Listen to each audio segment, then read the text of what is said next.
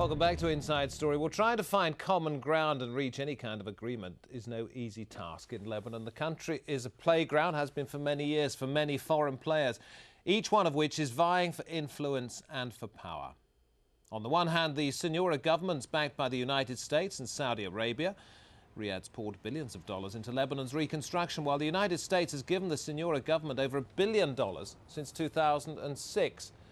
Perhaps symbolically, too, one of the Lebanese government's lead figures, Saad Hariri, holds dual Saudi-Lebanese citizenship. Then there's the opposition, led by Hezbollah, backed materially and morally by Iran and Syria. This support coming amid a string of assassinations and government MPs that many accuse Syria of orchestrating. That's a charge that Damascus, of course, denies vehemently. Joining us once again in Doha, Jamil Marui, in Beirut, Kamal Wazni and Ragid El Sol. Mr. El Sol, let me talk to you first of all. It is understood to a great many people, but perhaps for the benefit of our viewers who don't study the situation closely. First of all, let's take a look at what Syria and Iran might have to gain by being involved in Lebanon. Well, certainly Syria and Iran might have something to gain by being involved in Lebanon, but I think there is a limit to this involvement, and this should not be exaggerated, especially by the ruling party. I think Syria and Iran can influence the opposition. They have allies in Lebanon. They can put pressure on them, they can try to convince them, but that doesn't mean that the Syrian allies are instruments for implementing Iranian and Syrian policies. That applies also to the ruling group, to the majority party. It doesn't mean if it is supported by the United States and Saudi Arabia, it doesn't mean that they are implementing either American policy or Saudi policy. They are, to a certain extent, autonomous local and domestic actors. They have their own interests, they have their own fear, their own calculations. They try to defend themselves, to defend their interests. That applies to both sides. Let's talk to Kamal Wazni. I want to ask you about the United States' involvement. It's leaning its favoritism for the government of Fuad Senura. Why do you think it wants to do that? Well, obviously, it seems that there is some agreement between this Senura government and the United States. They've been very liked by Mr. Bush. It seemed that Mr. Senura took some tough position against Hezbollah, and they felt that he's stood up to Hezbollah, and they want to support him. And they think he can, at one point, disarm Hezbollah. And he made, a lot of effort to disarm Hezbollah even after the invasion of 2006.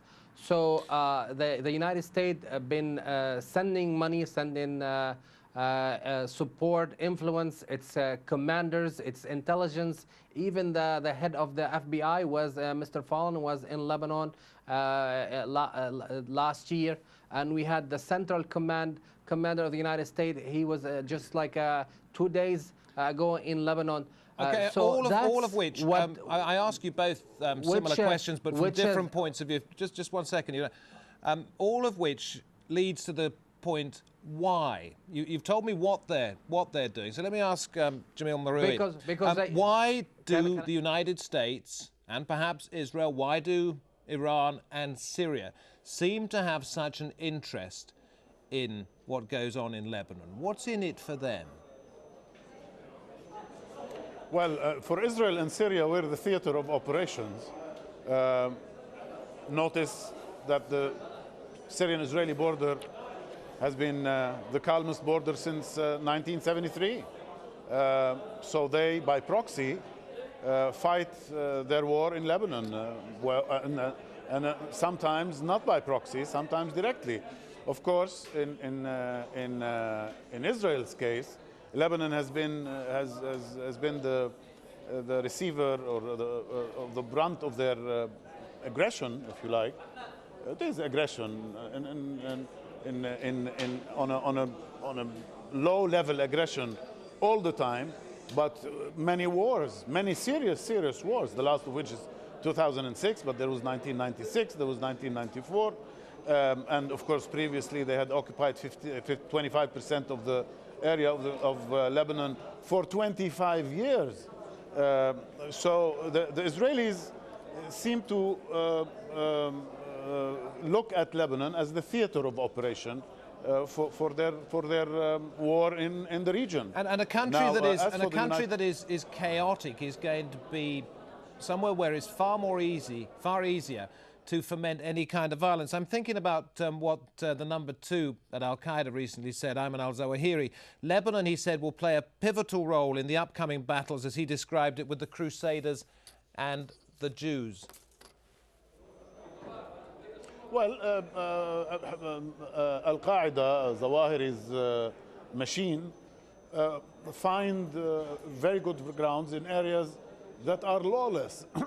Witness Afghanistan and witness Iraq. They in other places, yes, they do exist and they have a long reach, but they cannot get organized. If Lebanon, now in tatters, maintains that and basically shreds itself, then yes, that would be very good grounds for them to grow in and to operate from. So Raghid Al-Sol, let me put this point to you. Anthony Cordesman used to work for the State Department and the American Department of Defense. He said Lebanon's problems are like a three-dimensional game of chess. You cannot simplify it without misunderstanding it. Is that the danger that there is at the moment? Trying to make it seem like it's just a battle between international powers?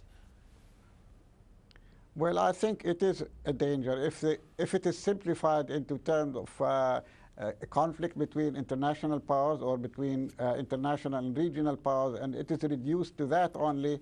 They will miss many points, and they will misunderstand the kind of conflict that exists. Certainly, international and regional interests are conflicting, and they have a stake in the conflict in Lebanon. But it's not only that. For example, I mean, on the regional level, as you were asking, Iran and Syria have interests in Lebanon. Iran has ideological interests. You know, there is the Shia factor in Lebanese and Iranian politics, and that affects the relationship between Iran and Lebanon. In Syria, they have a strategic interest. They want to put pressure on Israel to get out from Julan, and I think that was one of the reasons that made Syria give full support to the resistance movement in Lebanon. Just a question for Kamal Wazir. Once again, I'd like to quote Anthony Cordesman. He says the players in this game seem to have no clear rules and often seem to be wearing blindfolds.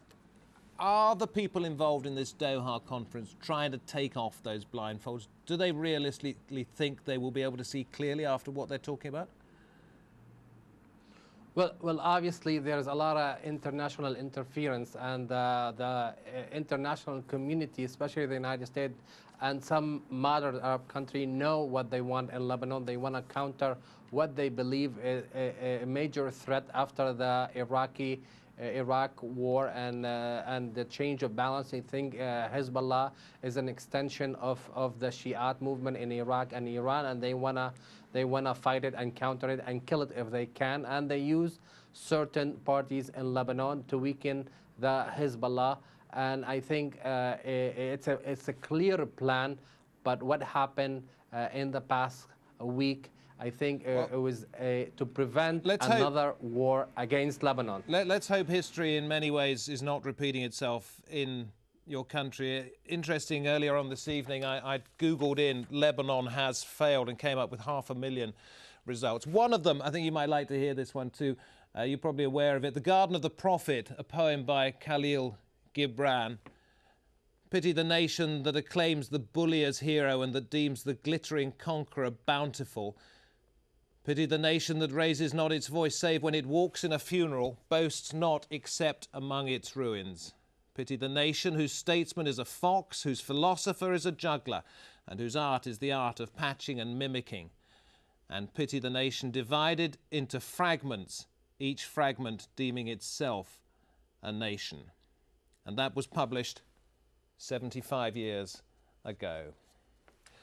Thanks for watching Inside Story. Bye-bye.